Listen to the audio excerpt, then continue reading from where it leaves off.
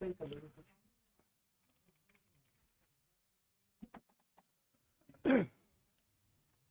बच्चों, कैसे हो आप सभी और कैसी चल रही है आप लोगों की स्टडी? First class. कोई डाउट आपका? अरे भाई, कोई डाउट है क्या आपका?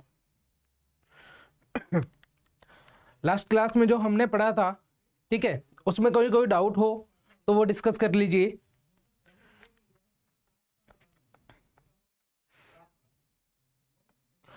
देखो, कोई डाउट नहीं है, देन हम स्टार्ट करते हैं क्लास हमारी। ठीक है, लास्ट वाली जो क्लास थी उस क्लास में हमने बेसिकली पढ़ लिया था कि जो oogenesis की जो प्रोसेस है, ठीक है, अंड जनन की जो प्रक्रिया है वो किस प्रकार चलती है या किस प्रकार से अंडाणु का निर्माण होता है। ठीक है, और उसके अलावा हमने लास्ट क्लास में पढ़ लिया था कि जो मेस्ट्रुअल साइकिल है, ठीक है, यानी कि जो रज चक्र जो चलता है, ठीक है, वो किस प्रकार चलता है, कितनी प्रावस्थाएं होती हैं, कौन कौन से चेंजेस होते हैं बॉडी में, ठीक है, उनके बारे में हमने डिस्कस कर लिया था। आज की जो क्लास है अपनी, उसमें हम डिस्कस करेंगे कि जो ओवम है, ठीक है, जो लाइब्रेट हो रहा था या जो हम कह सकते हैं कि उत्सर्जित हो रहा था, ठीक है, ओव्यूलेट हो रहा था, तो वो जो ओव्यूलेट होने वाला जो ओवम है, ठीक है, या जो सेकेंडरी oocyte है या वो जो स्ट्रक्चर है वो किस टाइप की होती है, किस प्रकार से बनी होती है, कौन कौन से उसमें लेयर्स होती हैं या हम कह सकते हैं कि कौन कौन से उसमें स्तर होते हैं। ठीक है, तो फर्स्ट ऑफ ऑल हम डिस्कस करेंगे उनके बारे में, ठीक है, यानी कि अंडाणु की संरचना के बारे में। देन उसके बाद में फिर हम इसमें डिस्कस करेंगे, देखो, अंडाणु की संरचना या द्वितीयकोसाइट की संरचना, फिर हम डिस्कस करेंगे इसमें फर्टिलाइजेशन यानी कि निषेचन। निषेचन क्या होता है, कैसे होता है, कहाँ होता है, ठीक है, ये प्रोसेस। और एट द एंड, क्लास के एंड में हम आज डिस्कस करेंगे सेक्स डिटर्मिनेशन, लिंग निर्धारण, कि कैसे मेल और फीमेल जो सेक्स है उसका डिटर्मिनेशन होता है, यानी कि कैसे वो जो फीमेल की बॉडी है, वो जो यूट्रस है, उसके अंदर जो जायगोट बना है, उस जायगोट का सेक्स डिटरमाइन होता है कि भाई ये मेल बनेगा या फीमेल बनेगा। ठीक है, उसके बारे में क्लियर है? तो देखो, फर्स्ट ऑफ ऑल हम डिस्कस करते हैं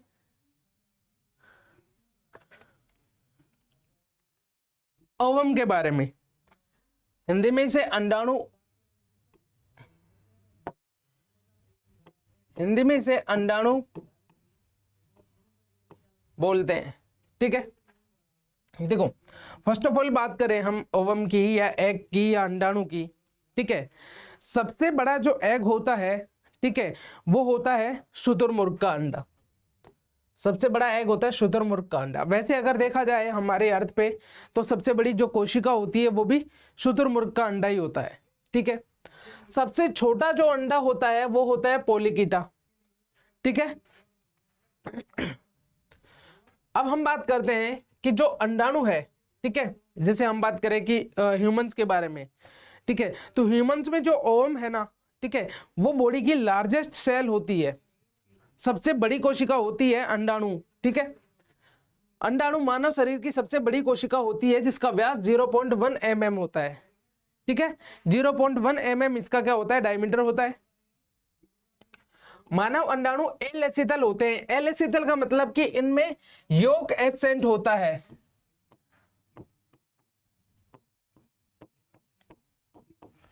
ठीक है, जैसे आपने जस्ट देखा है मुर्गी के अंडे देखे हैं, ठीक है, तो मुर्गी के अंडों के अंदर एक येलोइश कलर की स्ट्रक्चर मिलती है, ठीक है, जिसे बोलते हैं योक। ठीक है, तो जिन एग्स के अंदर योक प्रेजेंट होता है उनको कहते हैं लेसिथल एग, जिनके अंदर एब्सेंट होता है उनको कहते हैं एलेसिथल एग। ठीक है, मानव अंडाणु का कोशिका द्रव्य है उसे कहते हैं ओप्लाज्म। ठीक है, देखो, जो ओवम है, ठीक है, इसकी जो मेम्ब्रेन है उसको बोलते हैं उलेमा, और इसका जो जीव द्रव्य है या इसका जो फ्लूइड है उसको बोलते हैं ओप्लाज्म। ठीक है, जैसे हम नॉर्मल कोशिका के बारे में बात करते हैं तो नॉर्मल कोशिका की मेम्ब्रेन को हम सेल मेम्ब्रेन बोलते हैं, ठीक है, या प्लाज्मा मेम्ब्रेन बोलते हैं। नॉर्मल कोशिका का जो फ्लूइड होता है उसको हम बोलते हैं साइटोप्लाज्म। ठीक उसी तरह जो ओवम है उसकी जो आउटर लेयर है मेम्ब्रेन है उसको बोलते हैं हम उलेमा, और इसका जो फ्लूइड है उसे कहते हैं हम उप्लाज्म। ठीक है, अब हम बात करते हैं नेक्स्ट कि जो मानव अंडाणु है, ठीक है, मानव अंडाणु की जो कोशिका झिल्ली है उसे कहते हैं उलेमा, जैसे मैंने भी बताया। इसमें अनेक संख्या में माइटोकॉन्ड्रिया उपस्थित होते हैं जो युग्मनज को विदलन के लिए ऊर्जा प्रदान करते हैं। देखो क्या होता है जनरली, जैसे हम पढ़ते हैं कि जब निषेचन होता है तो जो शुक्राणु है उसका पूर्ण भाग, यानी हम कह सकते हैं शुक्राणु की पूर्ण संरचना अंडाणु के अंदर प्रवेश करती है, लेकिन जो शुक्राणु के पास जो माइटोकॉन्ड्रिया होते हैं वो तो हो जाते हैं नष्ट, उनका यहाँ पर कोई रोल नहीं होता। ठीक है, अब वो जो अपना ओवम है उसके अंदर जो प्रेजेंट माइटोकॉन्ड्रिया है वो माइटोकॉन्ड्रिया एनर्जी प्रोवाइड करते हैं ताकि फर्दर जो डिवीजन है या फर्दर जो क्लीवेज डिवीजन है वो हो सके। ठीक है, अंडाणु में उलेमा के नीचे कोर्टिकल्स की कणिकाएं होती है जिनमें जल अपघटनी एंजाइम यानी हाइड्रोलिटिक एंजाइम तथा म्यूकोपॉलीसैकेराइड होते हैं। जब हम अंडाणु की संरचना देखेंगे, ठीक है, तो अंडाणु की संरचना को हम कुछ इस प्रकार से दिखाई देगी। ये अंडाणु है, ये इसकी बाहरी लेयर जोना पेलिसुडा हो गई, ठीक है, ये स्पेस हो गया, ये हो गई कोरोना रेडिएटा जो बाहर की लेयर है, ये कोरोना रेडिएटा हो गई। तो ये जो अंडाणु है ना, इस अंडाणु में इस तरफ ग्रेन्यूल्स मिलते हैं जिनको बोलते हैं कोर्टिकल ग्रेन्यूल्स, और ये जो कोर्टिकल ग्रेन्यूल्स है, कोर्टिकल कणिकाएं, इन कोर्टिकल कणिकाओं के अंदर प्रेजेंट होते हैं हाइड्रोलिटिक एंजाइम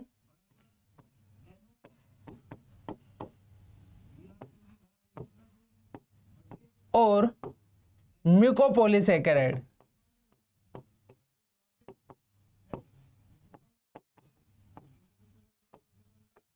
ठीक है, हाइड्रोलिटिक एंजाइम और म्यूकोपॉलीसैकेराइड इसमें प्रेजेंट होते हैं। क्लियर है?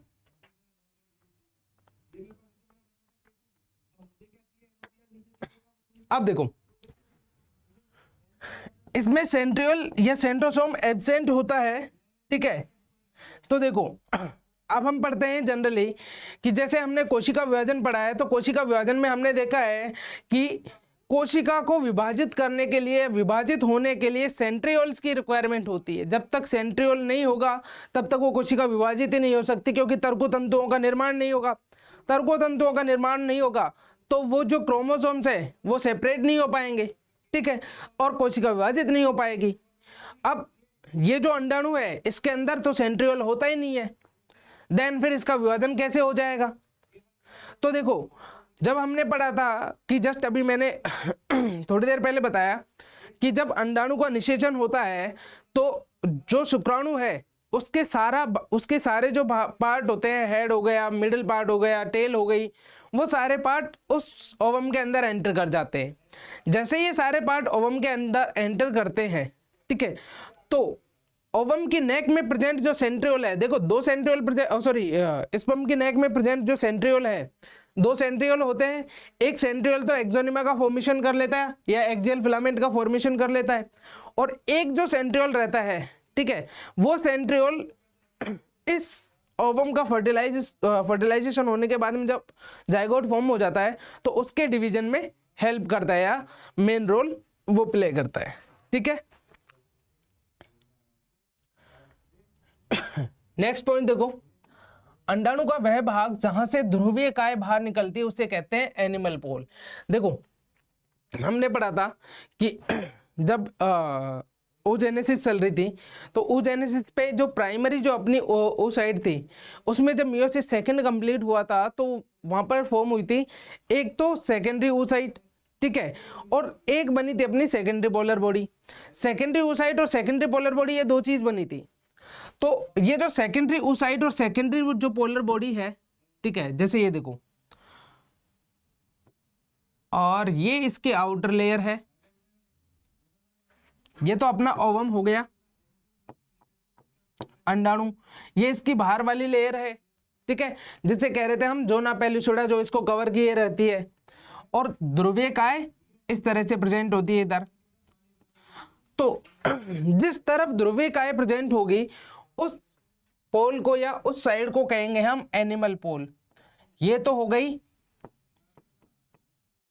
Animal pole side. इसके अपोजिट होती है वेजिटेटिव पोल। ये दो साइड होती है, ठीक है। ज़ोना पेलुसिडा तथा उस साइड के मध्य का जो स्थान है उसे परिपीतकीय स्थान या पेरीविटेलाइन स्पेस कहते हैं। जो ये स्पेस मिल रहा है इस स्पेस को बोलते हैं परिपीतकीय स्थान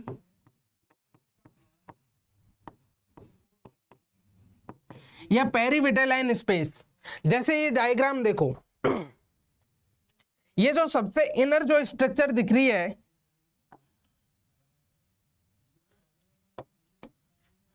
ठीक है,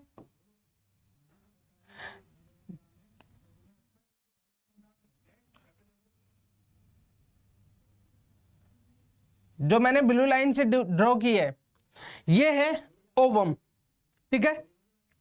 ये हो गया ओवम का न्यूक्लियस, ठीक है।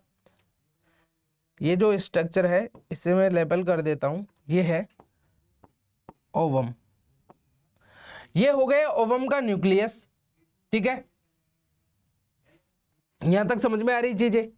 अब ये जो ओवम का न्यूक्लियस है, ठीक है, इस ओवम के बाहर की तरफ ये जो ग्रीन कलर से जो लेयर बन रही है, ये ग्रीन कलर वाली लेयर है ज़ोना पेलुसिडा।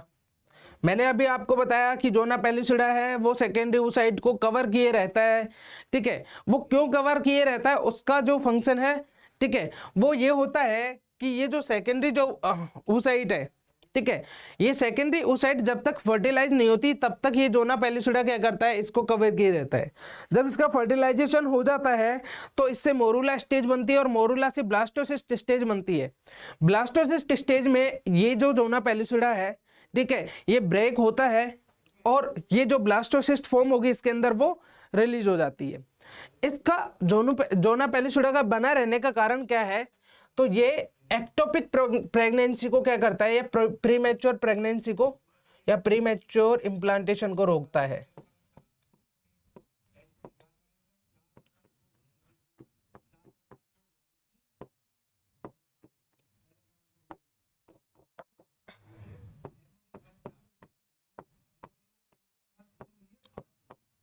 तो इसका फंक्शन क्या होगा कि ये प्रीमेच्योर इम्प्लांटेशन को क्या करता है, रोकता है। अब प्रीमेच्योर इम्प्लांटेशन क्या होता है, तो देखो जनरली क्या होता है कि नॉर्मल इम्प्लांटेशन की बात करें तो वो फर्टिलाइजेशन के 6 से या 7वें दिन होता है, ठीक है।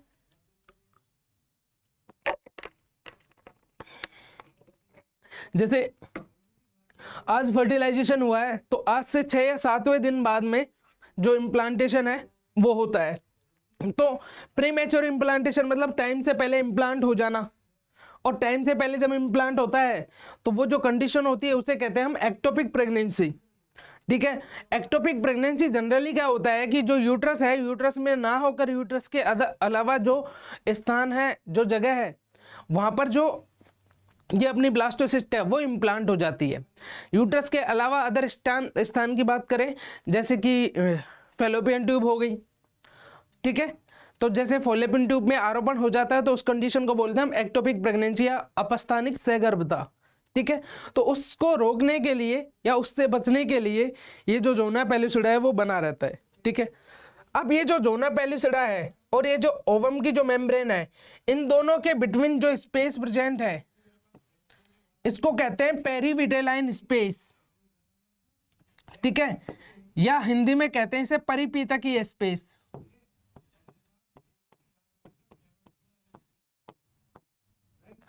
अवकाश या स्थान भी बोल सकते हो। ये जो परिपीतकीय स्थान है, ठीक है, यह परिपीतकीय अवकाश है, इसमें भरा होता है एक लिक्विड, एक फ्लूइड जिसे कहते हैं परिपीतकीय द्रव या पेरीविटेलाइन फ्लूइड, ठीक है। और ये जो पेरीविटेलाइन फ्लूइड है, ठीक है, जब ये इसका फर्टिलाइजेशन होता है ओवम का, ठीक है। तो ये जो पेरिविटेलाइन स्पेस है इसमें एक फर्टिलाइजेशन मेम्ब्रेन का फॉर्मेशन होता है, ठीक है, जिससे पॉलीस्पर्मी वाली जो कंडीशन है वो रुकती है। पॉलीस्पर्मी मतलब क्या होता है कि जैसे ही एक स्पर्म ने ओवम को फर्टिलाइज किया, देन उसके बाद में इसके चारों तरफ यानी पेरिविटेलाइन स्पेस में एक सॉलिड या एक कठोर लेयर का फॉर्मेशन हो जाता है, जिसकी वजह से अदर स्पर्म्स इसके अंदर एंटर नहीं कर पाते, ठीक है। तो अदर स्पर्म्स एंटर करने की जो प्रोसेस है उसे कहते हैं पॉलीस्पर्मी, ठीक है। और नेक्स्ट हमने इसमें डिस्कस किया था कि इस ओवम के अंदर कॉर्टिकल्स की कणिकाएं होती है, कॉर्टिकल ग्रेन्यूल्स होते हैं, ठीक है। तो ये जो ब्लैक स्पॉट्स में बना रहा हूं ये सारी है कॉर्टिकल ग्रेन्यूल्स। ये जो कॉर्टिकल ग्रेन्यूल्स है इनके अंदर भरे होता है म्यूकोपॉलीसैकेराइड और हाइड्रोलिटिक एंजाइम, जल अपघटनी एंजाइम, ठीक है।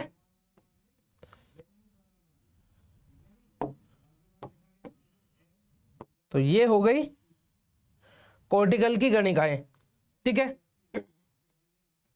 ये जो लेयर ओवम लेयर है या उलेमा बोल सकते हो आप, ठीक है। न्यूक्लियस हो ही गया।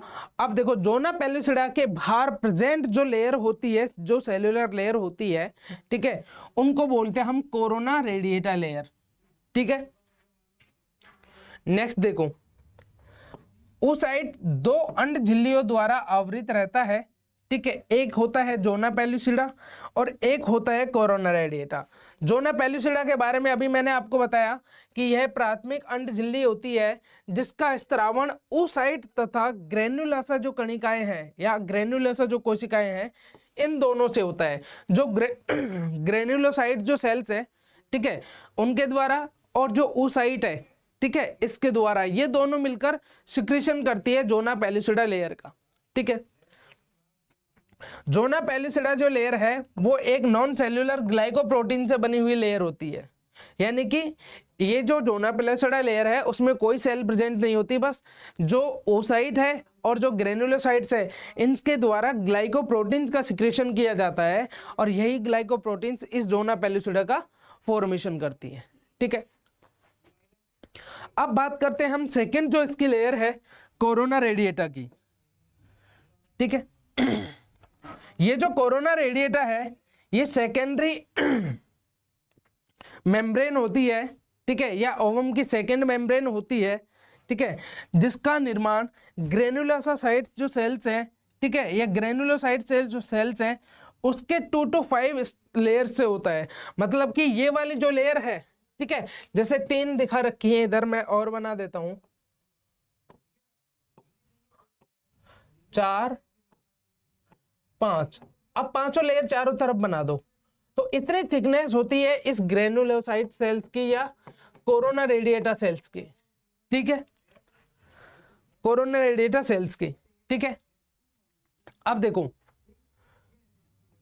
जो ओवम है, ठीक है, उसका जो परिपक्वन है, ठीक है, या मैचुरेशन है वो होता है फैलोपियन ट्यूब में। क्योंकि हमने जब कल ओजेनेसिस पढ़ी थी तो उसमें हमने पढ़ा था कि ये जो सेकेंडरी oocyte है, जब ये सेकेंडरी oocyte रिलीज होती है, ठीक है, तो उस रिलीज होने वाली जो कंडीशन है उसमें ये जो सेकेंडरी oocyte है, ठीक है, वो मियोसिस सेकंड की मेटाफेज कंडीशन में या मेटाफेज जो स्टेज है उसमें अरेस्ट रहती है। अब इसका परिपक्वन कब होगा? जब इसका फर्टिलाइजेशन होगा, फर्टिलाइजेशन होने के बाद जब मियोसिस जो सेकंड है वो कंप्लीट होगा तब ये मैच्योर ओवम बनेगी, ठीक है। और हमने पढ़ा है कि जो फर्टिलाइजेशन है वो कहाँ होता है? फैलोपियन ट्यूब्स में। और फैलोपियन ट्यूब्स में जब फर्टिलाइजेशन होता है, ठीक है, तो मैच्योरेशन भी इसका कहाँ होगा? फैलोपियन ट्यूब्स में या अंडवाहिनी में, ठीक है। क्लियर है यहां तक?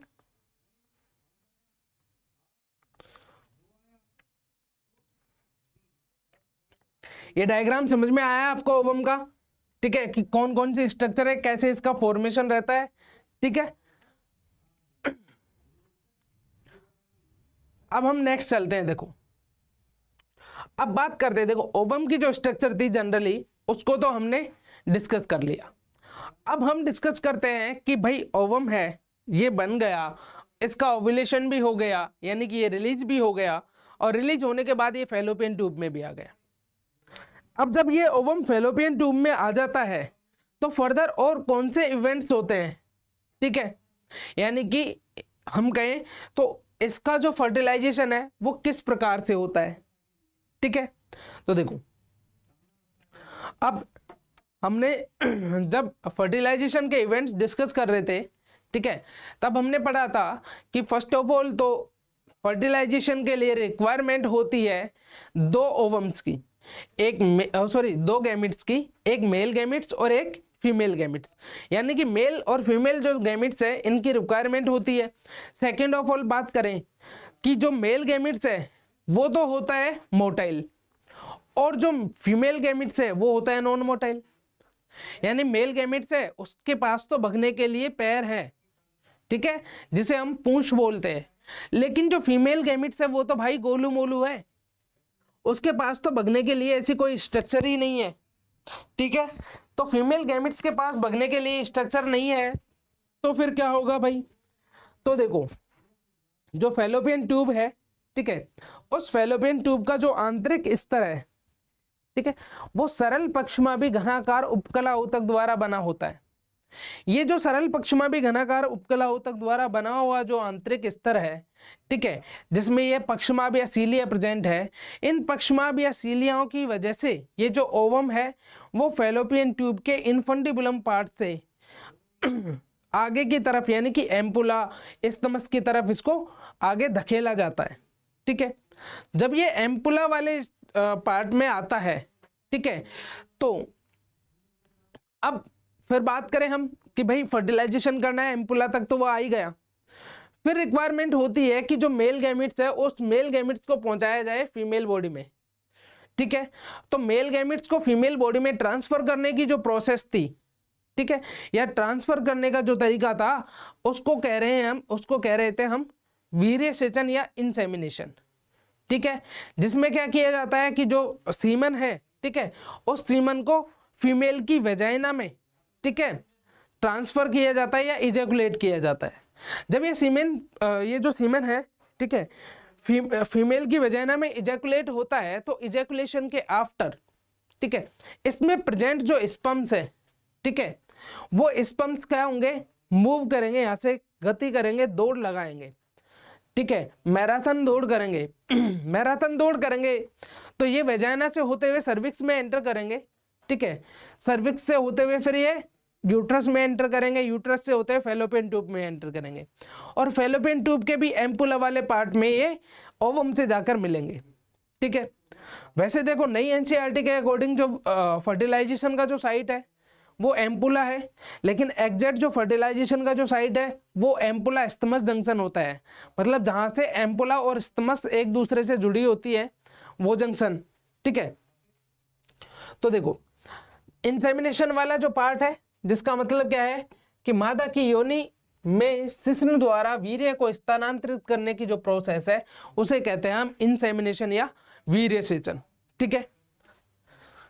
अब बात करते हैं भाई इंसेमिनेशन भी हो गया, तो इंसेमिनेशन भी हो गया तो स्पर्म यहां से मूव करेंगे, और मूव करके ये दौड़ लगाते हुए पहुंचेंगे कहां पर, ओवम के पास, एम्पुला में। जैसे ही ये एम्पुला में ओवम के पास पहुंचेंगे, ठीक है, तो ये जो स्पर्म्स है ओवम से जाकर क्या करेंगे, मीटिंग करेंगे, ओवम से जाकर मीटिंग करेंगे। सिंपल सी बात है कि ये जो स्पर्म्स है उस ओवम में एंटर करने की करेंगे कोशिश, ठीक है। तो देखो वो जो जब ये जो स्पर्म्स है ओवम में एंटर करने की कोशिश करेंगे, तो इनके पास जो इनका हेड वाला पार्ट है, उस हेड वाले पार्ट में एक कैप लाइक स्ट्रक्चर होती है जिसे बोलते हैं एक्रोसोम, और इस एक्रोसोम में हाइड्रोलिटिक एंजाइम या हम कह सकते हैं हाइलुरोनिक एसिड या हाइलुरोनिडेज एंजाइम फील्ड होते हैं, ठीक है, जिनका मेन फंक्शन क्या होता है कि ओवम की जो आउटर लेयर है, कोरोना रेडिएटा और जोना पेलुसिडा, ठीक है, इसको पेनेट्रेट करना है, यानी कि इसमें अंदर धंसना, इसको छेद करना, ठीक है, ताकि जो स्पर्म है वो पूरा इसमें एंटर कर जाए।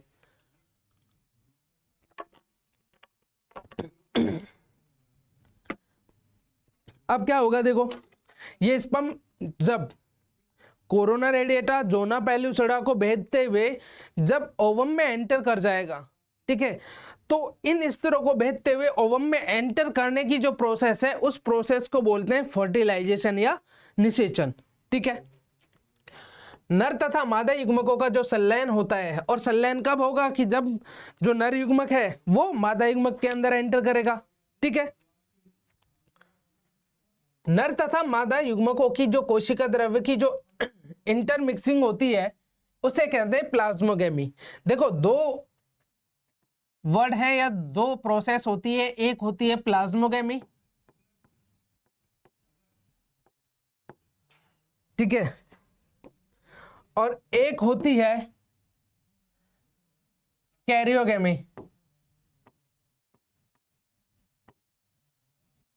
जो प्लाज्मोगेमी है उसका तो सिंपल सा मतलब है कि भाई ओवम और जो स्पर्म है इन दोनों का जो फ्लूइड होता है, ठीक है, उन दोनों फ्लूइड की मिक्सिंग होना, ठीक है, यानी कि ओवम का और स्पर्म का जो फ्लूइड है इन दोनों का आपस में जो मिलने की जो प्रोसेस है उसे कहते हैं अपन प्लाज्मोगेमी, ठीक है। और दोनों का जो न्यूक्लियस है, जो केंद्रक है, ठीक है, इन दोनों का जो मिक्सिंग होती है, ठीक है, यानी कि जो दो हैप्लॉइड न्यूक्लियस है मिलकर एक डिप्लॉइड न्यूक्लियस का जो फॉर्मेशन करते हैं उस प्रोसेस को कहते हैं हम कैरियोगेमी, ठीक है। नर तथा मादा युग्मक के केंद्रकों का जो संलयन है वो कहलाता है कैरियोगेमी। माता तथा पिता के जो गुणसूत्र है उनका मिलना कहलाता है एम्पीमिक्सिस, ठीक है। अब देखो केंद्रकों का संलयन हुआ कैरियोगेमी, साइटोप्लाज्म का संलयन हुआ प्लाज्मोगेमी, और जो क्रोमेटिड्स या हम कह सकते हैं कि जो क्रोमोसोम्स है उन क्रोमोसोम्स का जो संलयन है वो कहलाता है एम्फीमिक्सिस, ठीक है।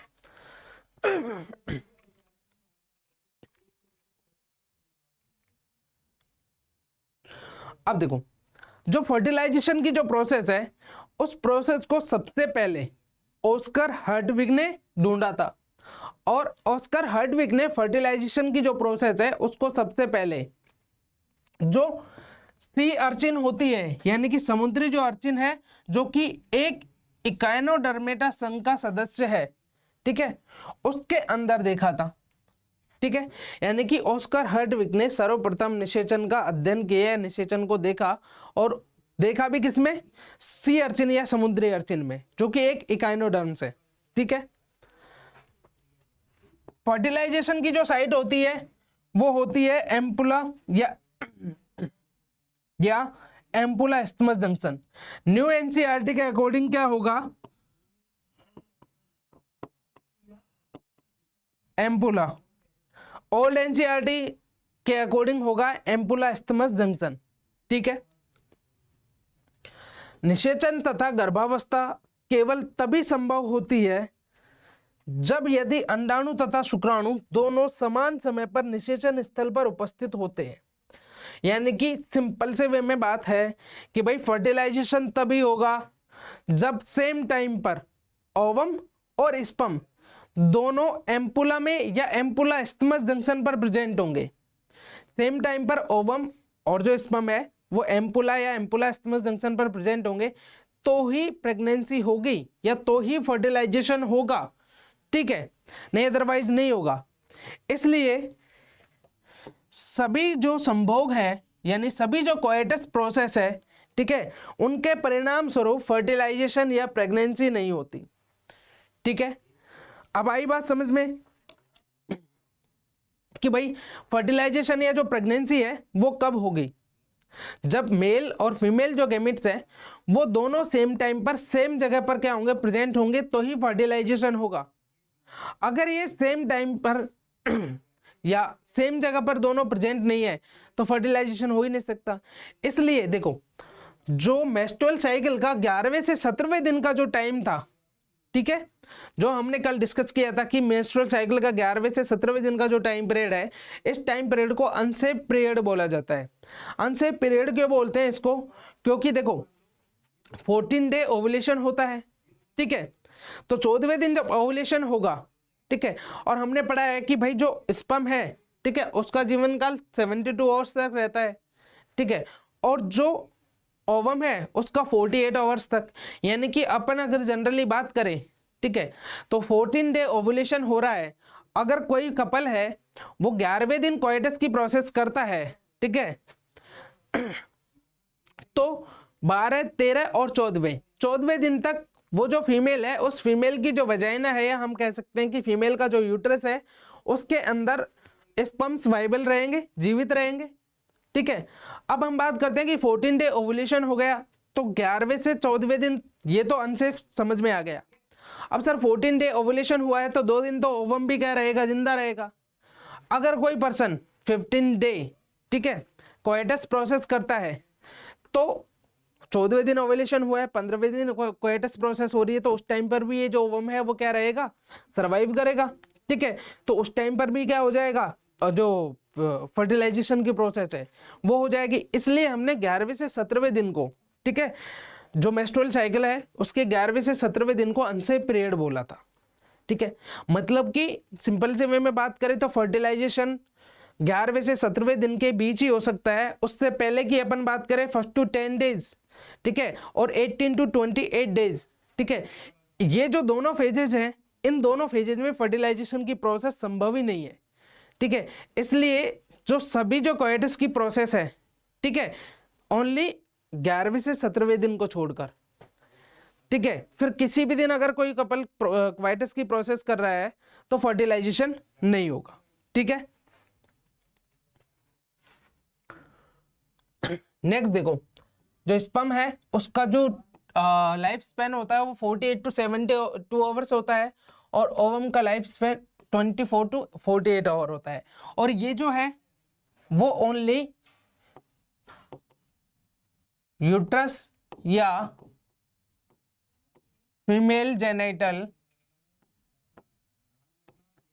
ऑर्गन्स के अंदर ही होता है, ठीक है। बॉडी से बाहर तो ये तुरंत डिस्ट्रॉय हो जाते हैं, ज्यादा टाइम नहीं लेते, ठीक है।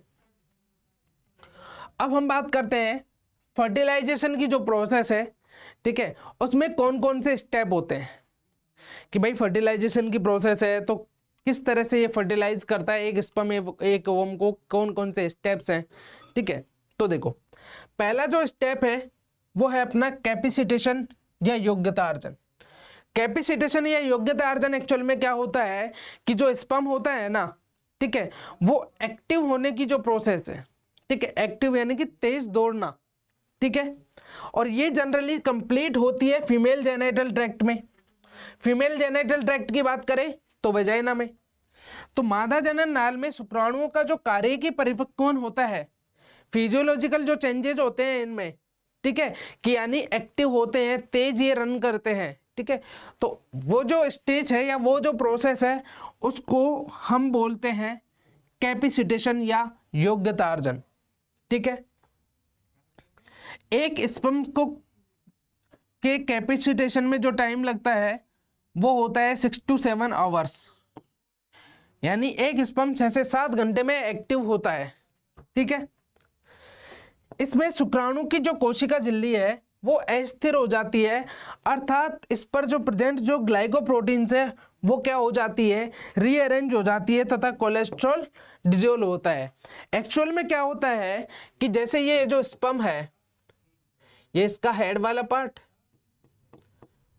ये इसका मिडिल पार्ट और इसकी टेल, इस पर इधर एक्रोसोम होता है, ठीक है।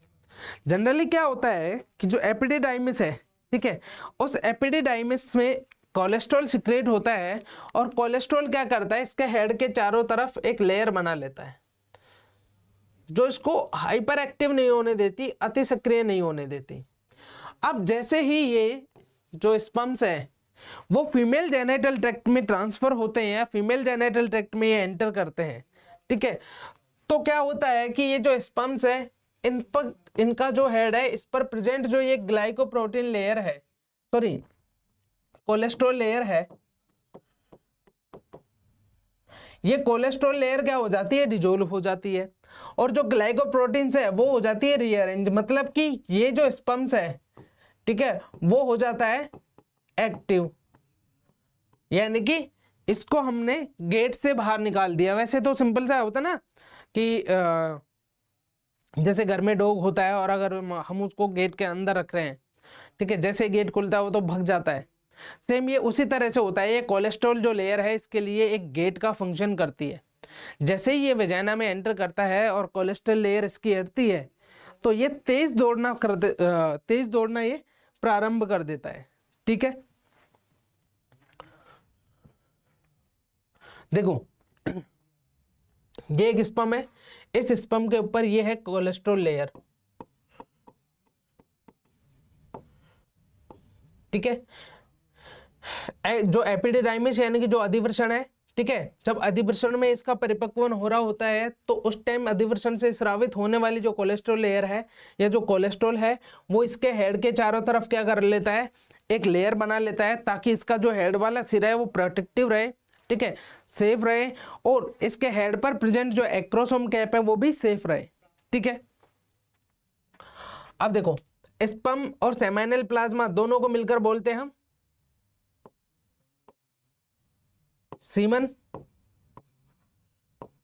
अब ये जो सीमन है जैसे ही इजैकुलेट होगा फीमेल की जेनिटल ट्रैक्ट में पहुंचेगा, ठीक है, तो वहां पर क्या होगा कि ये जो कोलेस्ट्रॉल की जो लेयर बनी थी वो हो जाएगी डिसॉल्व। ठीक है, जैसे ही ये डिसॉल्व होगी, ठीक है, तो कोलेस्ट्रॉल यहां से हट जाएगा।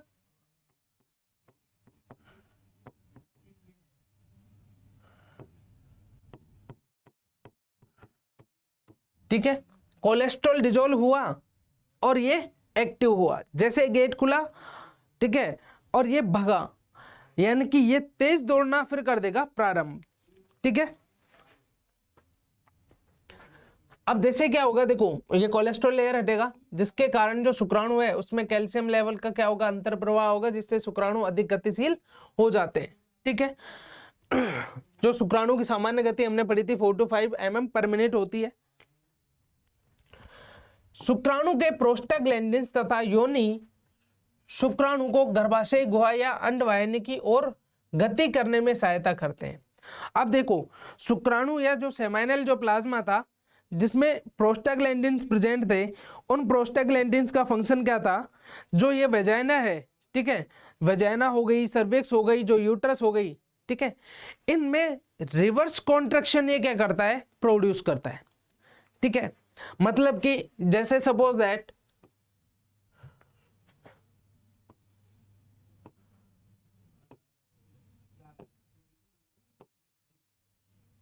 ये वेजाइना हो गई, ये अपना यूट्रस हो गया,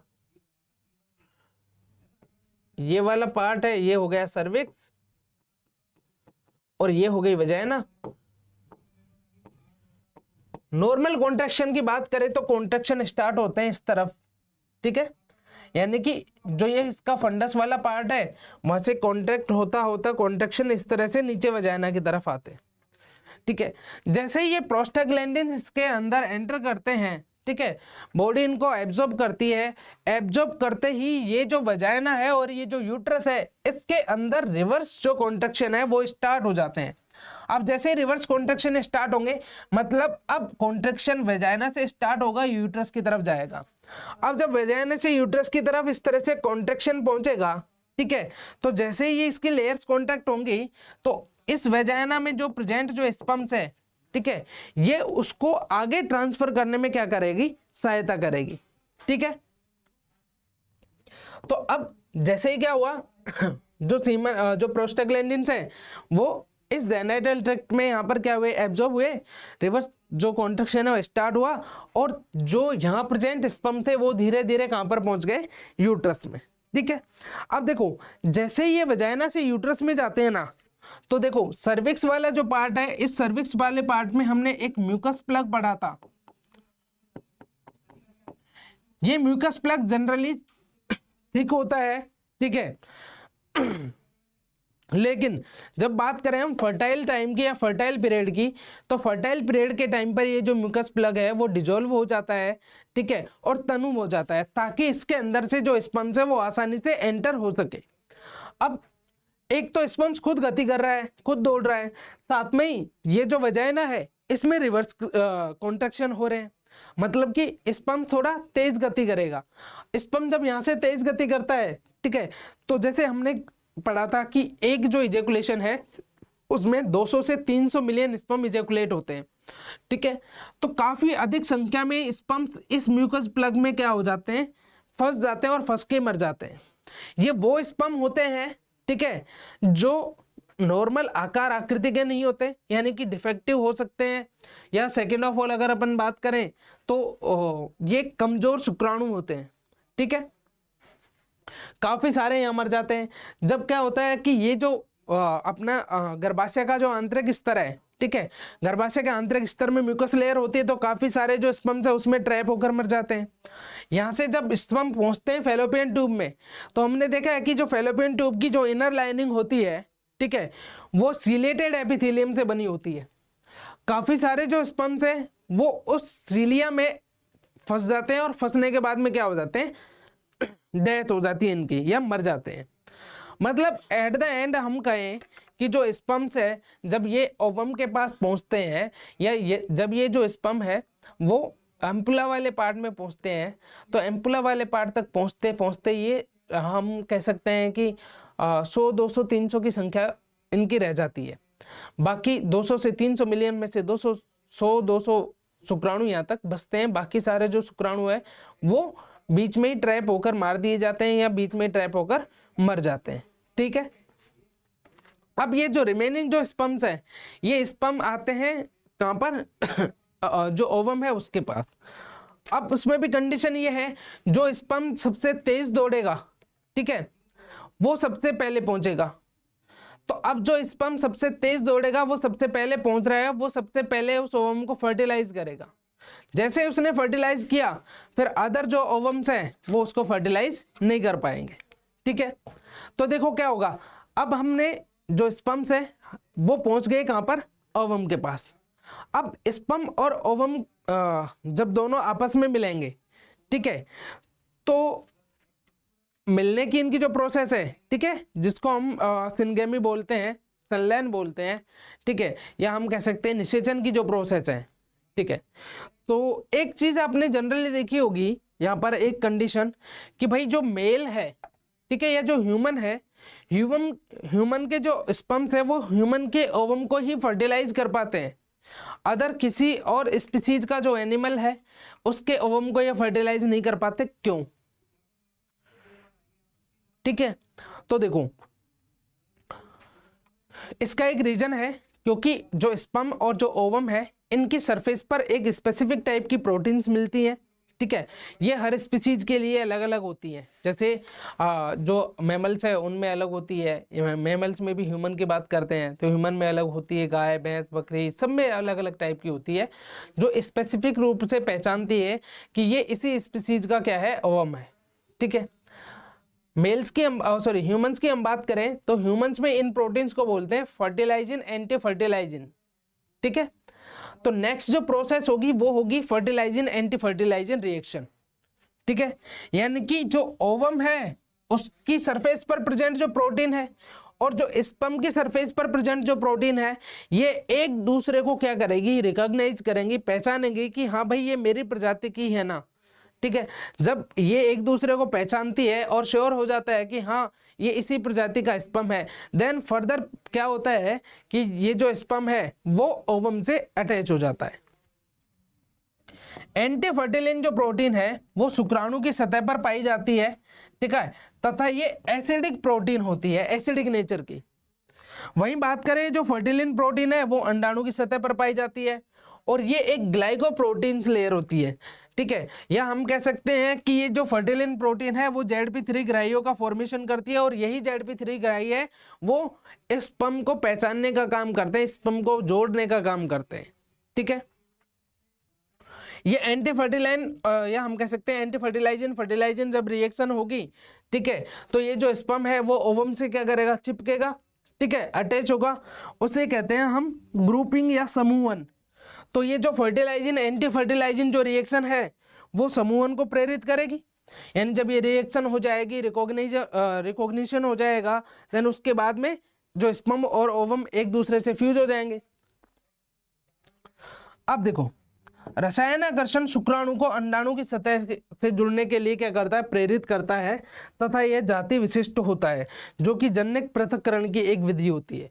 रसायन आकर्षण का मतलब हो गया कि भाई ये जो प्रोटीन्स है, फर्टिलाइजन एंटी फर्टिलाइजन है, ठीक है, ये फर्टिलाइजन एंटी फर्टिलाइजन क्या करेगी, स्पर्म को ओवम से जुड़ने के लिए प्रेरित करेगी। और ये होता है जाति विशिष्ट, जैसे मैंने आपको बताया कि हर एक स्पीसीज में, ठीक है, ये अलग अलग टाइप की होती है। जैसे बात करें ह्यूमंस में ये एंटी फर्टिलाइजन है, अदर जो मैमल्स है उनमें डिफरेंट टाइप की होती है, ठीक है, ताकि उसी स्पीसीज का मेल या उसी स्पीसीज का जो स्पर्म है वो उस ओवम को फर्टिलाइज कर सके, ठीक है।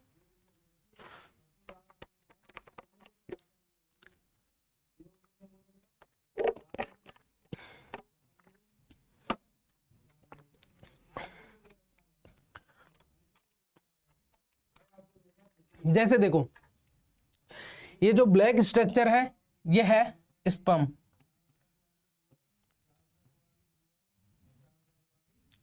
ठीक है, और ये वाली जो स्क्वायर शेप स्ट्रक्चर है ये है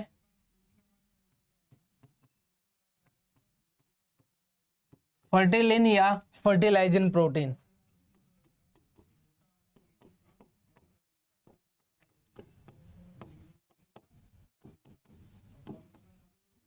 ठीक है। अब देखो ये जो स्पर्म है, ठीक है, अब ये जो फर्टिलाइजिंग प्रोटीन है वो कहां पर प्रेजेंट होगी, ओवम के सरफेस पर, और ये जो स्पर्म है इसकी सरफेस पर ये जो प्रोटीन्स है, ठीक है, ये प्रोटीन्स है एंटी फर्टिलिन या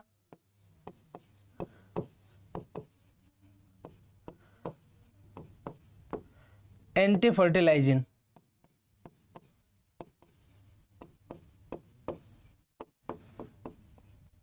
ठीक है। अब ये जैसे स्पर्म ओवम के पास में आएंगे तो ये फर्टिलाइजिंग प्रोटीन और एंटी फर्टिलाइजिंग जो प्रोटीन है ये क्या करेंगी, आपस में एक दूसरे को पहचानेंगी, सेम स्पीसीज की होंगी तो ये एक दूसरे से जुड़ जाएंगी, ठीक है। जैसे इससे जुड़ी फिर ये क्या करेंगी, जो ओवम की आउटर जो लेयर थी, कोरोना रेडिएटा थी, जोना पेल्लुसिडा थी, ठीक है, तो जैसे ही ये जुड़ती है, ठीक है, तो इस स्पर्म के शीर्ष पर, ये मिडिल पीस है, इसके शीर्ष पर एक टोपिनोमा संरचना थी जिसके अंदर हाइड्रोलिटिक एंजाइम और हाइलुरोनिक एसिड या हाइलुरोनिडेज एंजाइम प्रेजेंट होता है। तो ये जो कैप है ये कैप क्या हो जाती है, यहाँ से फट जाती है, ब्रस्ट हो जाती है। जैसे ही कैप ब्रस्ट होगी तो जो ओवम है उस ओवम के बाहर की तरफ, ये तो जोना पेल्लुसिडा हो गई, ये कोरोना रेडिएटा, तो ये कोरोना रेडिएटा की जो सेल्स है उन सेल्स को क्या करेगी, ये डिजनरेट करती जाएगी और इस ओवम में होल बनाती जाएगी। कोरोना रेडिएटा को करेगी, जोना पेल्लुसिडा को करेगी, ठीक है, और ये ओवम ये स्पर्म फाइनली एंटर कर जाएगा इस ओवम में, ठीक है। वैसे बीच में और भी स्टेप है लेकिन अभी तक के लिए इतना समझो कि फाइनली ये ओवम में एंटर कर जाएगा।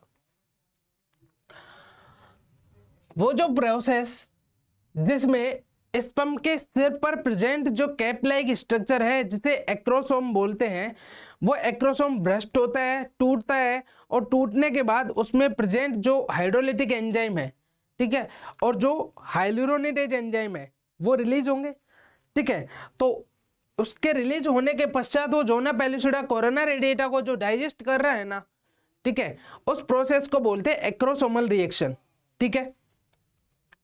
देखो इस प्रोसेस में, या हम कह सकते हैं यह प्रोसेस तब संपन्न होती है जब शुक्राणु जोना पेल्लुसिडा पर उपस्थित ZP3 ग्राहियों से जुड़ता है, ठीक है। जैसे ही ZP3 ग्राहियों से जुड़ेगा, ठीक है, और जो एक्रोसोम है वो ब्रस्ट हो जाएगा।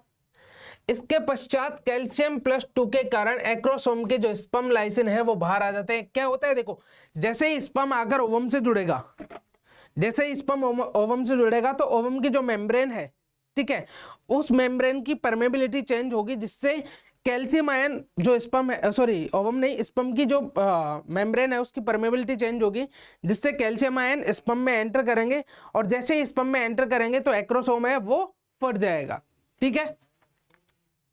और फटने के बाद में स्पर्म लाइसिन बाहर आते हैं, अर्थात उस प्रोसेस को कहते हैं हम एक्सोसाइटोसिस प्रोसेस, इसमें उपस्थित जो हाइलुरोनिडेज एंजाइम है या हम कह सकते हैं हाइलुरोनिक एसिड्स है, ठीक है, वो आधारीय पदार्थ को क्या करते हैं, डिजोल्व, जो ग्राउंड सब्सटेंस है या जो ग्राउंड मटेरियल है उसको क्या करते हैं, डिजोल्व, यानी कि सिंपल से वे में कहें तो जोना पेलिसुडा है उसको पेनेट्रेट करने का, डाइजेस्ट करने का काम करते हैं। इसमें उपस्थित जो कोरोना पेनेट्रेटिंग एंजाइम है वो कोरोना रेडिएटा को क्या करते हैं, डाइजेस्ट कर जाते हैं। इसमें उपस्थित जो एक्रोसिन है या जोना लाइसिन है वो अंडाणु के जोना पेलिसुडा स्तर को क्या करते हैं, पाचन कर जाते हैं। यानी कि ओवरऑल क्या हुआ, जैसे ही स्पर्म ओवम के कांटेक्ट में आया वैसे ही क्या हुआ, इसके अंदर इसकी परमेबिलिटी चेंज हुई, कैल्शियम एंटर किया, जैसे ही कैल्शियम एंटर किया तो एक्रोसोम ब्रस्ट हुआ। एक्रोसोम ब्रस्ट होने के बाद में इसमें प्रेजेंट जो लाइटिक एंजाइम्स है, ठीक है, चाहे वो कोरोना का डाइजेशन करने वाले हो, चाहे वो जोना पेलिसुडा का डाइजेशन करने वाले हो, ठीक है, सभी क्या होते हैं, बाहर रिलीज हो जाते हैं। ये जैसे ही बाहर रिलीज हुए ये अपना अपना फंक्शन करना शुरू कर देते हैं, ठीक है। जैसे देखो ये स्पर्म है, ये स्पर्म आया ओवम के पास, जैसे ही ये ओवम के कांटेक्ट में आया इसकी परमेबिलिटी चेंज हुई, कैल्शियम +2 जैसे ही एंटर किए तो ये जो एक्रोसोम है वो एक्रोसोम क्या हो जाता है, फट जाता है, ब्रस्ट हो जाता है। अब जैसे ही एक्रोसोम ब्रस्ट हुआ तो यहाँ पर इसके अंदर प्रेजेंट जो एंजाइम्स है वो रिलीज हुए, जिन्हें कहते हैं हम एक्रोसोमल एंजाइम। अब ये एक्रोसोमल एंजाइम क्या करते हैं कि ये जो आउटर लेयर जो अपनी कोरोना रेडिएटा थी उसको डाइजेस्ट करते हैं और उसके पश्चात कोरोना रेडिया को डाइजेस्ट करके ये डाइजेस्ट करते हैं जोना पेलिसुडा को, ठीक है। आगे की प्रोसेस यहां से समझते हैं कि जो एक्रोसोमल अभिक्रिया है उसके अंत में उलेमा बाहर की तरफ उभर कर आती है, जिसे निषेचन शंकु या ग्राही शंकु कहते हैं। यानी कि क्या होगा, देखो अब जब ये जो एक्रोसोम है ये फटेगा, फटने के बाद में एंजाइम्स निकलेंगे। अब ये एंजाइम्स क्या करते हैं, जोना पेलिसुडा को डाइजेस्ट करते हैं। तो अभी हमने एक डायग्राम में देखा था कि ये अपना ओवम है, ठीक है, ये अपना जोना पेलिसुडा है। जैसे ही स्पर्म आएगा इसको डाइजेस्ट करेगा, तो जिस पार्ट से स्पर्म इसको डाइजेस्ट करेगा उस पार्ट की तरफ ये जो ओवम की जो मेम्ब्रेन है जिसे उलेमा कहते हैं वो इस तरह से कोन का फॉर्मेशन कर लेगी, शंकु का फॉर्मेशन कर लेगी। उस शंकु को कहेंगे हम निषेचन शंकु,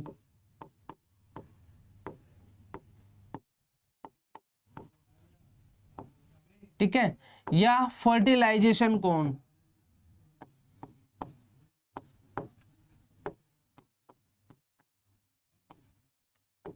ठीक है। यानी कि ये जो उलेमा थी वो उलेमा इस तरह निषेचन शंकु का फॉर्मेशन करेगी। अब ये तो हुई एक्रोसोमल रिएक्शन, ठीक है, यानी जोना पेलिसुडा को भी इसने भेज दिया, ठीक है, और ये जो उलेमा है और जो जोना पेलिसुडा है इन दोनों के बीच में स्पेस होता है। इस स्पेस को मैंने पढ़ाया था पेरिविटेलाइन स्पेस, परिपीतक स्पेस।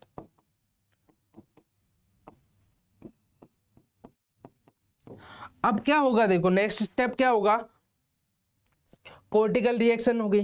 कोर्टिकल रिएक्शन मतलब कि ये जो उलेमा है इस उलेमा के अंदर कोर्टिकल ग्रेन्यूल्स होते हैं जिनके अंदर हाइड्रोलिटिक एंजाइम्स और म्यूकोपॉलीसेकेराइड होती है, ठीक है। जैसे ही ये जो स्पर्म है, ठीक है, वो इस निषेचन शंकु के पास आएगा, स्पर्म यहाँ पहुंचा, यहाँ निषेचन शंकु है, यहाँ स्पर्म पहुंचा, तो स्पर्म क्या करेगा, ये जो एग मेम्ब्रेन है इससे फ्यूज हो जाएगा, डिजोल्व हो जाएगा और डिजोल्व होकर इसके अंदर एंटर कर जाएगा, यानी इसको एंटर करके अंदर ये स्पर्म चला गया, ठीक है। जैसे ही ये स्पर्म अंदर जाता है, ठीक है, तो कैल्शियम का और सोडियम का होता है अंतर प्रवाह, कैल्शियम और सोडियम का अंतर प्रवाह होता है, जिससे क्या होता है कि ये जो पेरिविटेलाइन स्पेस है इस पेरिविटेलाइन स्पेस में फर्टिलाइजेशन मेम्ब्रेन का फॉर्मेशन होता है। यानी कि जैसे ये अंदर करेगा, कैल्शियम अंदर आएंगे तो ये जो कोर्टिकल ग्रेन्यूल से ये ब्रस्ट हो जाएंगे, फट जाएंगे। जैसे ये फटेंगे तो इसके अंदर से हाइड्रोलिटिक एंजाइम्स और म्यूकोपॉलीसेकेराइड रिलीज होगी। ये म्यूकोपॉलीसेकेराइड इस पेरिविटेलाइन स्पेस में जाकर एक फर्टिलाइजेशन मेम्ब्रेन का फॉर्मेशन कर लेंगी, जिससे वो जो फर्टिलाइजेशन मेम्ब्रेन है वो एक सॉलिड मेम्ब्रेन होती है, जिससे क्या होगा कि कोई अदर स्पर्म भी अगर आ रहा है तो वो स्पर्म इस ओवम के अंदर एंटर नहीं कर सकता, यानी कि ये पॉलीस्पर्मी को प्रिवेंट करती है। कोर्टिकल ग्रेन्यूल्स या कोर्टिकल जो रिएक्शन उसमें क्या होगा, यदि मनुष्यों में पॉलीस्पर्मी होती है तो यह एक अंडाणु के विघटन को प्रेरित करता है। यानी ऑब्वियसली बात है कि भाई अंडाणु के अंदर क्रोमोसोम 23 है और एक जो अपन बात करें मेल डिप्लॉइड सेल उसके अंदर 46 क्रोमोसोम होते हैं। तो सिंपल से वे में एक जो स्पर्म है उसको एक ओवम ही क्या कर सकता है, फर्टिलाइज कर सकता है, तभी एक डिप्लॉइड सेल बनती है। अगर वो उस ओवम में 2 या 3 4 स्पर्म एंटर करेंगे, ठीक है, तो वो किसी अदर या हम कह सकते हैं कि उनके पास जो क्रोमोसोमल सेट होगा जो अटैच होने के लिए डिप्लॉइड सेल बनाने के लिए वो अवेलेबल ही नहीं होगा, जिसकी वजह से क्या होगा, ये जो ओवम है वो डिस्ट्रॉय हो जाएगा। पॉलीस्पर्मी से बचने के लिए निम्न क्रिया चलती है। पहली जो क्रिया है उसे कहते हैं फास्ट ब्लॉक या फर्स्ट ब्लॉक ऑफ पॉलीस्पर्मी, ठीक है। जैसे ही शुक्राणु प्लाज्मा झिल्ली के संपर्क में आता है तो प्लाज्मा झिल्ली के सोडियम तथा कैल्शियम चैनल खुल जाते हैं। जैसे मैंने बताया कि जैसे ही ये क्या होगा, इधर कांटेक्ट में आएगा, ठीक है, कांटेक्ट में जैसे ही आता है तो ये जो प्लाज्मा मेम्ब्रेन है, इस प्लाज्मा मेम्ब्रेन के sodium and calcium channels open हो जाते हैं। जैसे ही सोडियम कैल्शियम चैनल ओपन होंगे तो सोडियम और कैल्शियम का क्या होगा, अंतर प्रवाह होगा, जिससे सोडियम तथा कैल्शियम का अंतर प्रवाह होगा, अंदर आने लगेंगे। जैसे ही अंदर आएंगे तो जो प्लाज्मा झिल्ली है वो हो जाएगी विध्रुवित। विध्रुवित मतलब बाहर आयन कम हो, यानी कि बाहर का जो आवेश है, जो चार्ज है वो कम हो जाएगा, अंदर का बढ़ जाएगा।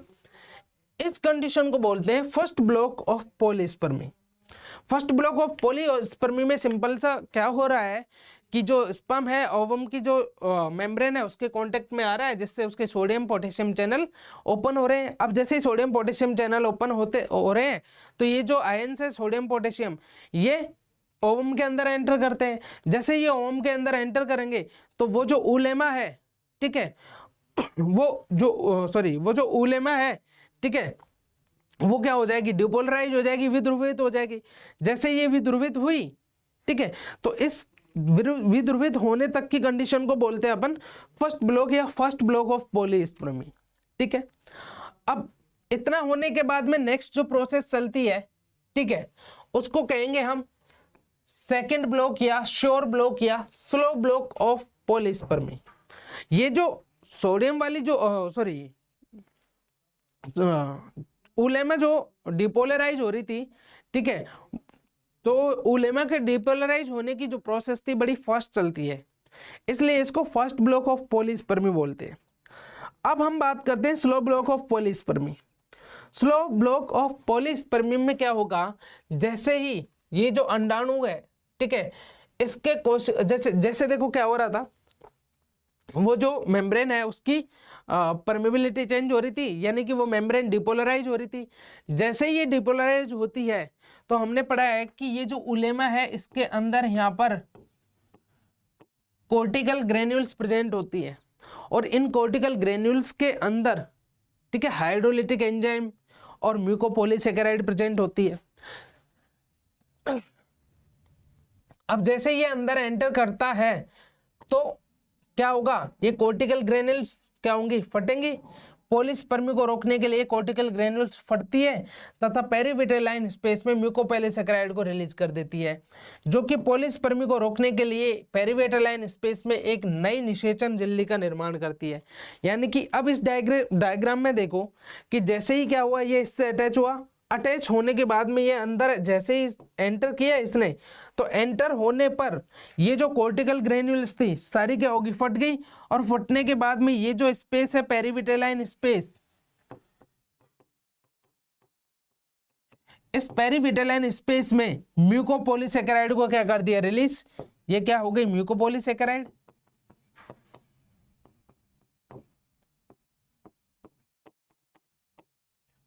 अब ये म्यूकोपॉलीसेकेराइड क्या करती है, इस पेरीविटेलाइन स्पेस में एक सॉलिड लेयर का फॉर्मेशन कर देती है, जिसे कहते हैं फर्टिलाइजेशन मेम्ब्रेन।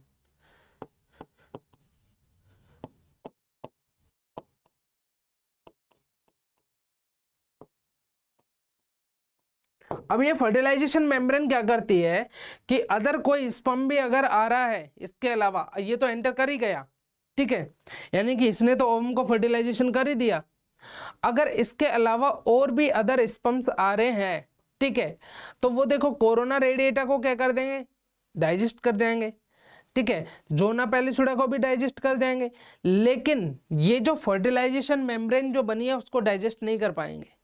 जब ये फर्टिलाइजेशन मेम्ब्रेन डाइजेस्ट नहीं हो पाएगी, ठीक है, तो उस कंडीशन में वो स्पर्म अंदर एंटर करेगा ही नहीं, ठीक है। ये म्यूकोपॉलीसैकेराइड जोना पेलिसुडा पर उपस्थित ZP3 ग्राहियों को क्या कर देती है, रिमूव, जिससे जोना हार्डनिंग कहते हैं। यानी कि ये जो म्यूकोपॉलीसैकेराइड है वो जोना पेलिसुडा पर जो ZP3 ग्राही जो प्रेजेंट थे, जिनसे स्पर्म आकर क्या कर रहे थे, मिल रहे थे कि भाई ये मेरी प्रजाति का है क्या, ठीक है, अपनी जान पहचान कर रहे थे, ठीक है, उन ग्राहियों को ये क्या कर देगी, रिमूव कर देगी।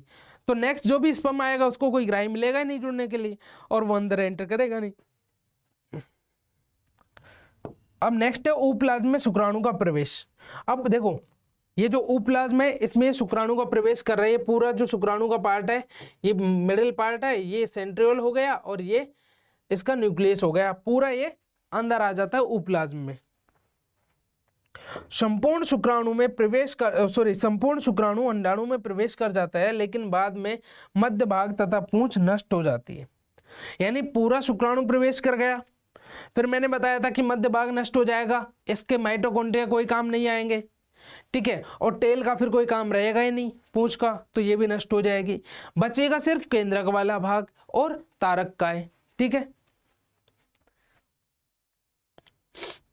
जैसे क्या हुआ, जैसे हमने अभी देखा था जस्ट कि भाई जो फर्टिलाइजेशन मेम्ब्रेन का फॉर्मेशन हो गया था, ठीक है, तो फर्टिलाइजेशन मेम्ब्रेन का फॉर्मेशन हो गया तो स्पर्म एंटर कर गया था अंदर। जैसे ही स्पर्म यहाँ पर ये एंटर करता है तो ये जो म्यूकोपॉलीसैकेराइड है वो इस तरह से इन ZP3 ग्राहियों को इनएक्टिव कर देती है, हटा देती है यहाँ से। अब ये जब यहाँ से हट जाएंगे, ठीक है, तो कोई जो दूसरा स्पर्म आ रहा है वो यहाँ पर जुड़ नहीं पाएगा, ठीक है।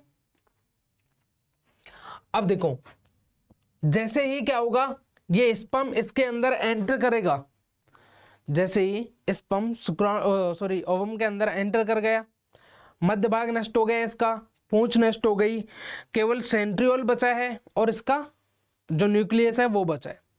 अब जैसे ही ये अंदर एंटर करता है ना, तो हमने पढ़ा था कि भाई ये सेकेंडरी oocyte तो थी ओम, और सेकेंडरी oocyte मियोसिस सेकंड की मेटाफेज स्टेज में क्या हो रही थी, अरेस्ट हो रही थी, रुक रही थी। तो जैसे ही ये स्पर्म एंटर करता है इसके उपप्लाज्म में, वैसे ही ये जो मियोसिस सेकंड है, यानी कि ये जो मेटाफेज सेकंड स्टेज में सस्पेंड हो रही थी, रुक रही थी, वो स्टार्ट हो जाती है और मियोसिस सेकंड कंप्लीट हो जाता है। द्वितीयक oocyte में अर्धसूत्रीय विभाजन सेकंड कंप्लीट हो जाएगा, ठीक है। अब देखो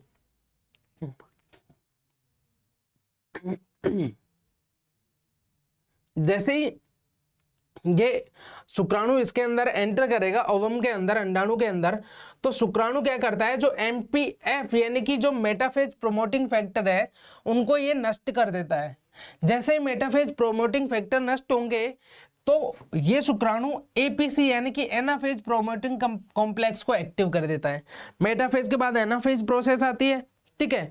तो ये मेटाफेज के जो मेटाफेज को रोक के रखने वाले जो फैक्टर्स थे उनको इसने डिस्ट्रॉय कर दिया, और डिस्ट्रॉय करके ये एनाफेज को स्टार्ट करने वाले जो फैक्टर्स है उनको एक्टिव कर देता है, ताकि एनाफेज स्टेज स्टार्ट हो जाए। स्टार्ट होने के बाद में ये जो मियोसिस सेकंड है वो कंप्लीट हो जाता है, ठीक है, जिसके कारण दो स्ट्रक्चर बनेंगी। भाई ये अपनी सेकेंडरी oocyte थी, इसके अंदर स्पर्म एंटर किया, एंटर करते ही क्या हुआ कि ये जो स्पर्म है, ठीक है, इसने जो मेटाफेज प्रोमोटिंग जो फैक्टर है उनको क्या किया, नष्ट किया, जिससे जो एनाफेज प्रोमोटिंग फैक्टर है वो स्टार्ट हुए और एनाफेज कंप्लीट हुई, यानी कि अपन कह सकते हैं कि जो मियोसिस सेकंड है वो कंप्लीट हो गया। अब मियोसिस सेकंड कंप्लीट होगा, इसमें तो दो स्ट्रक्चर का फॉर्मेशन होगा क्योंकि अनइक्वल डिवीजन चल रहा था। अनइक्वल डिवीजन चल रहा था, दो स्ट्रक्चर का फॉर्मेशन होगा, एक तो बनती है सेकेंडरी oocyte, सॉरी, एक तो बनती है सेकेंडरी पोलर बॉडी और एक बनता है ओवम या ओटेड, ठीक है। अर्धसूत्री विभाजन सेकेंड द्वितीयक oocyte में पूर्ण हो जाता है, जिससे दो स्ट्रक्चर बनती है, एक तो बनती है सेकेंडरी पोलर बॉडी और एक बनता है अंडाणु या ओटेड, ठीक है। ये सेकेंडरी पोलर बॉडी पेरिवेटरलाइन स्पेस में प्रवेश कर जाती है, ठीक है, तथा हो सकता है कि फर्दर आगे डिवीजन कर सके, ठीक है, और हो सकता है कि ये नष्ट हो जाए, यानी कि अभी इसका कोई फंक्शन ऐसा इंपॉर्टेंट फंक्शन अभी तक कोई ज्ञात हुआ नहीं है। सेकंड जो स्ट्रक्चर है वो बचेगी ओवम या ओटेड या अंडाणु।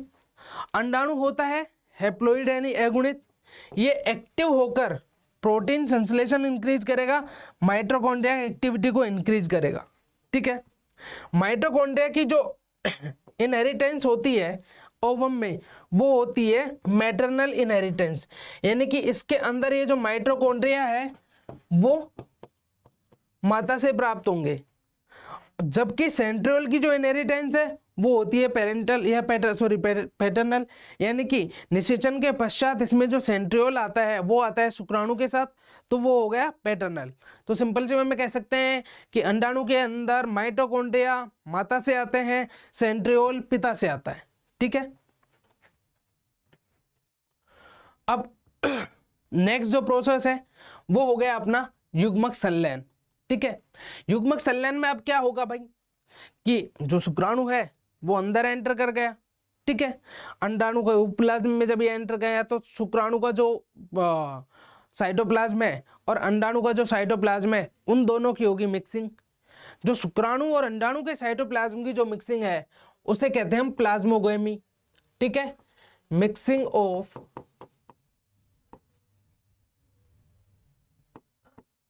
साइटोप्लाज्म ऑफ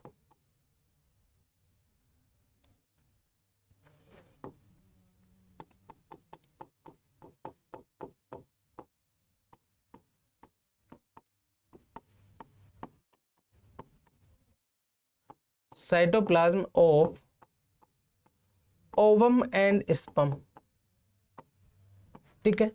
प्लाज्मोगेमी के बाद क्या होगा, इनके केंद्रक आपस में मिलेंगे, केंद्रक मिलेंगे उसको कहेंगे हम कैरियोगेमी। कैरियोगेमी के बाद में क्या होगा कि जो दोनों है, ठीक है, जो ओवम और जो स्पर्म है इन दोनों के जो क्रोमोसोम्स है वो आपस में एक दूसरे से मिलेंगे, उस स्टेज को या उस प्रोसेस को बोलेंगे एम्फीमिक्सिस। जैसे ही एम्फीमिक्सिस हुआ तो एक डिप्लॉइड न्यूक्लियस बन जाएगा, ठीक है। डिप्लॉइड न्यूक्लियस बना मतलब डिप्लॉइड सेल बनी और उस डिप्लॉइड सेल को हम बोलते हैं जायगोट या युग्मनज, ठीक है। अब हो गया युग्मनज का फॉर्मेशन, ठीक है, जायगोट का फॉर्मेशन। अब हम देखते हैं कि भाई फर्टिलाइजेशन हो रहा है, ठीक है, तो फर्टिलाइजेशन की ऐसी क्या इंपॉर्टेंस है, क्या इसका महत्व है, क्या रोल है इसका, ठीक है। तो देखो फर्स्ट ऑफ ऑल तो निषेचन का जो महत्व है वो है पहला कि ये पॉलीस्पर्मी को प्रिवेंट करता है, पॉलीस्पर्मी को रोकता है। पॉलीस्पर्मी मतलब कि एक ओवम को एक से अधिक शुक्राणु फर्टिलाइज ना कर पाए, उस सिचुएशन को बोलेंगे पॉलीस्पर्मी, ठीक है। तो ये पॉलीस्पर्मी को प्रिवेंट करता है, ठीक है।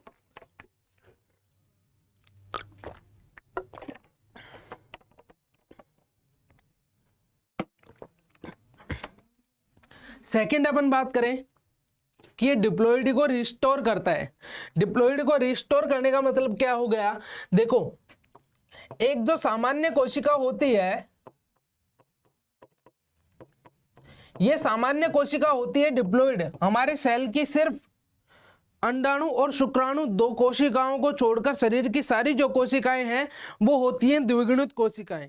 द्विगुणित कोशिका मतलब कि इनमें दो जोड़ी होते हैं क्रोमोसोम्स, 23 जोड़ी का एक सेट होता है ना, तो इसमें दो सेट होते हैं क्रोमोसोम्स के, यानी कि इसके अंदर प्रेजेंट होते हैं 46 क्रोमोसोम।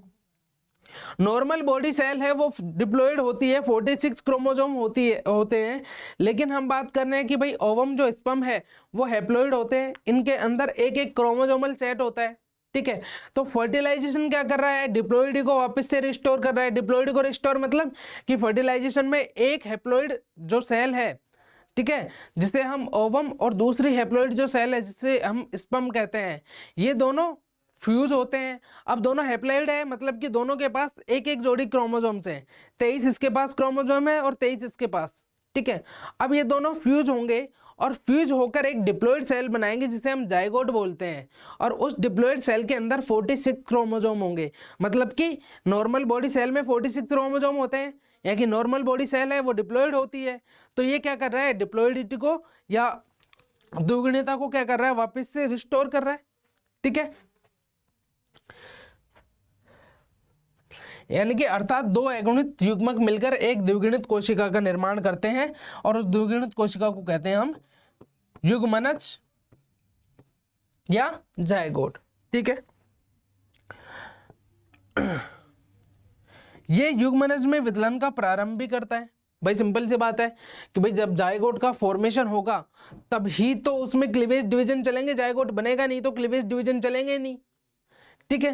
क्लीवेज डिवीजन जनरली क्या होता है कि जैसे युग्मनज बना, एक डिप्लॉयड सेल है, अब इसमें जो समसूत्री विभाजन चलेंगे जिससे एक सेल से दो सेल बनेंगी, 2 से 4, 4 से 8, 8 से 16, 16 से 32, 64 कंटिन्यूसली ऐसे ये जो डिवीजन चलते रहेंगे, जिसमें मोरूला, ब्लास्टोसिस्ट, ठीक है, गैस्ट्रूला, ठीक है, न्यूरूला, ये अवस्थाएं आएंगी, ठीक है। वो तभी होगा जब एक स्पर्म ओवम को फर्टिलाइज करेगा, ठीक है। और नेक्स्ट इसका जो इंपॉर्टेंस है वो है सेक्स डिटर्मिनेशन में, कि भाई ये लिंग निर्धारण करता है, ठीक है। भाई निषेचन लिंग निर्धारण कैसे करता है, ठीक है। तो जनरली देखो हम पढ़ते हैं कि जो एक फीमेल होती है, ठीक है, उस फीमेल की जो जनन कोशिका होती है उसमें होते हैं 46 गुणसूत्र। 46 गुणसूत्रों को अगर हम देखें तो 46 गुणसूत्र की बात कर रहे हैं हम फीमेल में, तो 46 गुणसूत्रों की बात करें हम, यानी कि 2 सेट प्रेजेंट है, जिसमें 44 तो नॉर्मल जो अपने सोमेटिक जो क्रोमोसोम्स है वो रहेंगे, और 2 इसमें प्रेजेंट होते हैं सेक्स क्रोमोसोम, और फीमेल्स में हमेशा प्रेजेंट होता है एक्स एक्स कॉम्बिनेशन, ठीक है। वहीं अगर हम बात करें मेल्स की, तो मेल्स में 46 क्रोमोसोम होंगे, जिसमें 44 क्रोमोसोम तो ये हो जाएंगे अपने सोमेटिक क्रोमोसोम, और 2 क्रोमोसोम प्रेजेंट होते हैं इसमें सेक्स क्रोमोसोम, और मेल में जो सेक्स क्रोमोसोम का कॉम्बिनेशन होता है वो होता है XY। अब हम बात कर रहे हैं कि भाई फर्टिलाइजेशन है, ठीक है, ये सेक्स डिटर्मिनेशन में हेल्प कर रहा है। अब हेल्प देखो किस प्रकार करेगा कि ये जो फीमेल है इससे जो गैमेट्स बनेंगे, जो युग्मक बनेंगे, वो किस प्रकार बनेंगे, 22 + X, यानी कि हमने पढ़ा है कि जो गैमेट्स है हैप्लॉइड होता है, और हैप्लॉइड जो सेल है उसमें 23 क्रोमोसोम प्रेजेंट होते हैं, यानी एक सेट प्रेजेंट होता है। तो 22 + X, एक तो गैमेट बन गया ये, और दूसरा बनेगा इससे 22 + X, ठीक है। वहीं बात करें हम मेल में, इसमें जो गैमेट बनेंगे वो बनेंगे 22 + X और 22 + Y। अब देखो युग्मक बन गए। जब ये जो युग्मक आपस में संलयित होते हैं, मेल और फीमेल जब गैमेट आपस में संलयित होते हैं, ठीक है, तो फर्टिलाइजेशन होता है, ठीक है। अब फर्टिलाइजेशन कैसे सेक्स डिटर्मिनेशन कर रहा है, तो देखो भाई मेस्ट्रुअल साइकिल स्टार्ट होगा, मेस्ट्रुअल साइकिल स्टार्ट होगा तो ओव्यूलेशन होगा, यानी अंडोत्सर्ग होगा। अंडोत्सर्ग होगा तो ये अंडाणु कहां पर पहुंचेगा, एम्पुला में। अब ये अंडाणु पहुंच गया एम्पुला में, ठीक है। अंडाणु 2 प्रकार के बन रहे हैं और दोनों समान प्रकार के हैं, मतलब ये दोनों जो अंडाणु है उनके अंदर जो क्रोमोसोम्स है वो 22 + X और 22 + X कंपोजिशन वाले हैं। तो अंडाणु तो चाहे कोई सा ही आए, कोई प्रॉब्लम नहीं है। यहां पर आ गया ओवम। अब हम बात करते हैं स्पर्म की, शुक्राणु की, ठीक है। तो शुक्राणु बने हैं यहाँ पर दो प्रकार के, और दोनों का जो जेनेटिक कॉम्बिनेशन है वो है डिफरेंट। एक के पास तो 22 प्लस एक्स क्रोमोजोम है और एक भाई साहब के पास 22 प्लस वाई क्रोमोजोम है, ठीक है। ये जो फीमेल थी और ये अपना मेल था, गैमेट्स बनाए, ठीक है। यहां डायरेक्टली बात करें अपन तो 44 प्लस एक्स एक्स कॉम्बिनेशन होगा और इधर 44 प्लस एक्स वाई कॉम्बिनेशन बनेगा। अब गैमेट्स बनेंगे तो क्या होगा, 22 प्लस एक्स और 22 प्लस एक्स, इधर 22 प्लस एक्स और 22 प्लस वाई। अगर हम बात करते हैं कि फीमेल से एक ओवम आया जिसका कॉम्बिनेशन यानी कि दोनों का कॉम्बिनेशन सेम है, कोई भी ओवम आओ, फीमेल का एक ओवम मेल के दूसरे जो स्पर्म है, ठीक है, उससे फर्टिलाइज करता है, उसका फर्टिलाइजेशन करता है। और फर्स्ट ऑफ ऑल अपन बात करते हैं कि उस स्पर्म द्वारा फर्टिलाइजेशन होता है इस ओवम का जिसका जेनेटिक कॉम्बिनेशन है 22 प्लस एक्स। देखो 22 प्लस एक्स और 22 प्लस एक्स इस स्पर्म का, तो ये जो जायगोट बनेगा, इस जायगोट के अंदर जो जेनेटिक कॉम्बिनेशन हो जाएगा वो वापस से 44 प्लस एक्स एक्स हो जाएगा, यानी कि ये जो बेबी प्रोड्यूस होगा वो होगी फीमेल, ठीक है। वही सेकंड अपन बात करें कि भाई ये जो 22 प्लस एक्स यानी कि जो फीमेल ओवम है, ठीक है, ये वाई क्रोमोसोम वाले स्पर्म से क्या कर रहा है, फर्टिलाइज हो रहा है, तो इसके अंदर कॉम्बिनेशन क्या हो जाएगा, 44 प्लस एक्स वाई। और हमको पता है एक्स वाई कॉम्बिनेशन हमेशा लड़कों में होता है या मेल्स में होता है, तो ये मेल बनेगा। वहीं बात करें कि जो दूसरा ओवम था वो 22 प्लस एक्स वाले स्पर्म से क्या करेगा, फर्टिलाइजेशन करेगा, तो फिर से वही कॉम्बिनेशन बन जाएगा 44 प्लस एक्स एक्स, तो मतलब कि ये फीमेल बेबी होगा। और लास्ट में बचा ऑप्शन एक कि ये जो second ovum 22 plus X Y को 22 प्लस वाई वाला जो स्पर्म है उससे क्या करेगा, फर्टिलाइजेशन करेगा, देन जो जायगोट बनेगा उसका कॉम्बिनेशन हो जाएगा 44 प्लस एक्स वाई। और एक्स वाई हमको अच्छे से पता है मेल्स में होते हैं, तो ये मेल बेबी प्रोड्यूस होगा। यानी कि ओवरऑल क्या हुआ कि ये जो एक्स और वाई जो क्रोमोसोम है यानी कि जो स्पर्म है, ठीक है, वो स्पर्म ही मेनली सेक्स डिटरमिनेशन का काम करते हैं। अगर वाई क्रोमोसोम वाला स्पर्म जाएगा तो बॉय लड़का या बॉय बेबी प्रोड्यूस होगा, और अगर एक्स क्रोमोसोम वाला स्पर्म जाएगा तो गर्ल बेबी प्रोड्यूस होगी, ठीक है। इस तरह से 50-50% पॉसिबिलिटी होती है कि किसी भी प्रेगनेंसी में, ठीक है, कि आधी आधी संभावना होती है कि बेबी बॉय हो सकता है या बेबी गर्ल हो सकती है, ठीक है।